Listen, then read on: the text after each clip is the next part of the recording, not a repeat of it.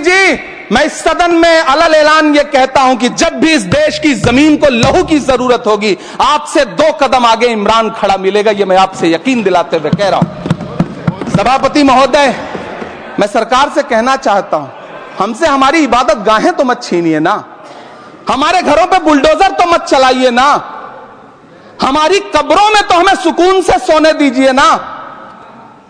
सभापति महोदय, minority ministry का बजट कट करके, मुस्लिम बच्चों की स्कॉलरशिप बंद करके अब सरकार कह रही है कि हम वक्फ की आमदनी से गरीब मुसलमानों का भला करेंगे।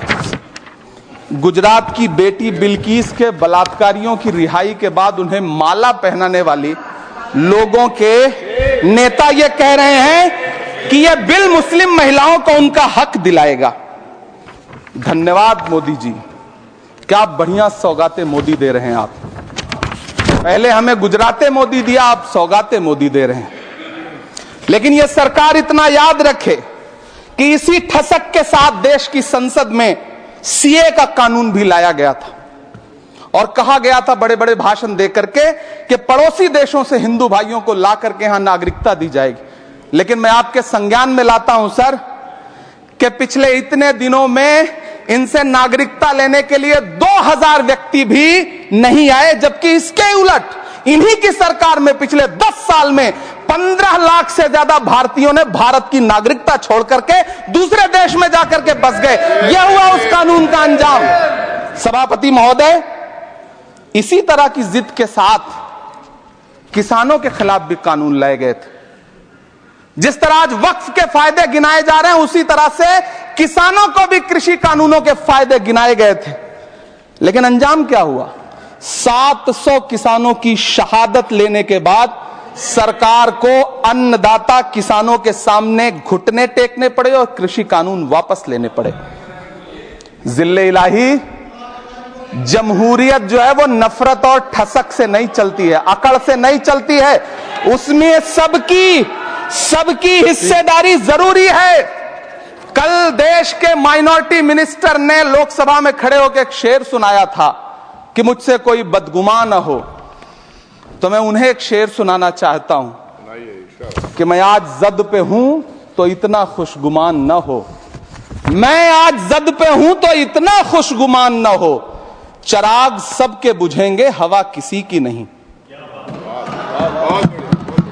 नीतीश कुमार जी हो, चंद्रबाबू नायडू जी हो, चिराग पासवान जी हो, जयंत चौधरी जी हो, देवे गौड़ा जी हो, जीतन राम मांझी जी हो, सबको समझना पड़ेगा कि जब जंगल में आग लगती है तो न वो बरगद बचते हैं जो हवा को आंधी में तब्दील करते हैं, न वो बांस बचते हैं जो आपसी रगड़ से चिंगारी पैदा करते हैं।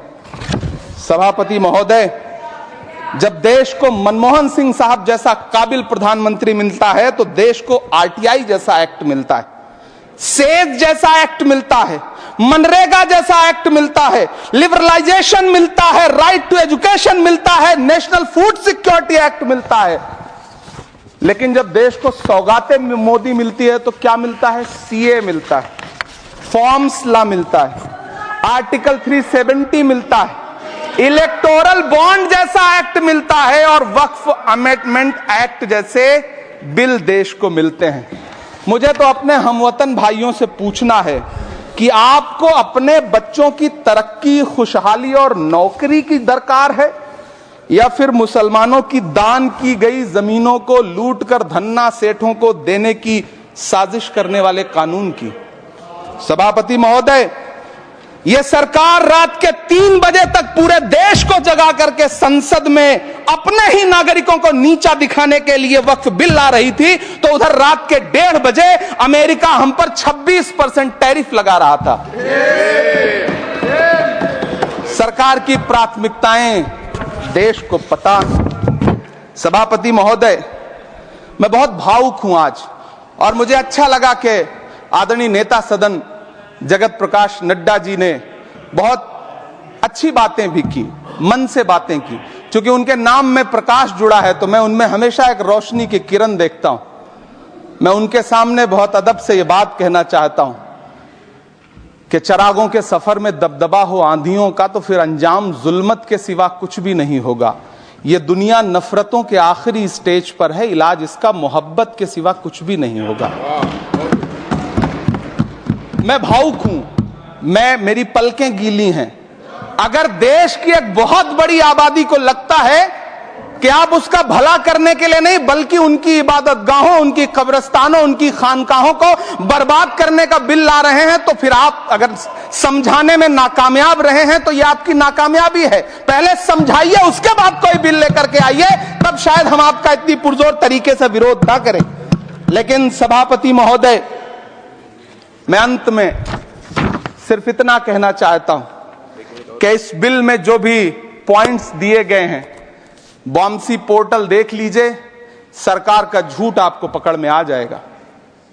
हम डरे नहीं हैं, हम सिर्फ सरकार से अपील कर रहे हैं कि हमें अपना समझिए। हम आपके अपने हैं, इस देश के नागरिक हैं और आप ताकत में हैं। संख्या बल के आधार पर बिल हो सकता है आप पास करा ले, लेकिन आपको यह बात समझनी पड़ेगी कि हम तो वो तारीख हैं, जहनों में रहना है जिसे, कागजी पुर्जे नहीं जो फाड़ डाले जाएंगे।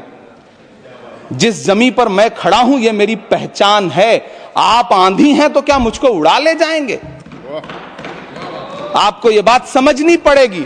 आपको अगर इतना विपक्ष की तरफ से पहले जेपीसी में इतने सारे पॉइंट्स आए और उसके बाद कल से लोकसभा में और राज्यसभा में सुझाव आप सुनने को तैयार नहीं है, लोगों की शंका को दूर करने के बारे में आप बिल्कुल सोच नहीं रहे, बस आप कह रहे हैं यह बिल उम्मीद की नई किरण है। नहीं साहब, इसे भले किरण जी लेके आए हैं, लेकिन ये उम्मीद की नहीं बल्कि नाउम्मीदी की किरण है। और इस देश की एक बहुत बड़ी आबादी इस बात से खदशे में है, शक में है कि आप सीधे उनकी जमीनों को लूट करके धन्ना सेठों को बेचना चाहते हैं। मेरी अब भी आपसे अपील है कि इस बिल को वापस लीजिए। यह बिल कहीं से आपके अपने नागरिकों के लिए अच्छा नहीं है। यह बिल सिर्फ इस देश के मुसलमानों को नीचा दिखाने का और अपने एक ऐसे मतदाता वर्ग को खुश करने का बिल है जिनको इस बिल के पास हो जाने से कुछ मिलेगा भी नहीं। लेकिन आप एक नैरेटिव देना चाहते हैं, एक मैसेज देना चाहते हैं। मेरी आपसे अपील है कि कृपया ये जो सबका साथ सबका विकास का नारा है, इस नारे को रत्ती भर तो चरित्रार्थ कर दीजिए। बहुत बहुत धन्यवाद।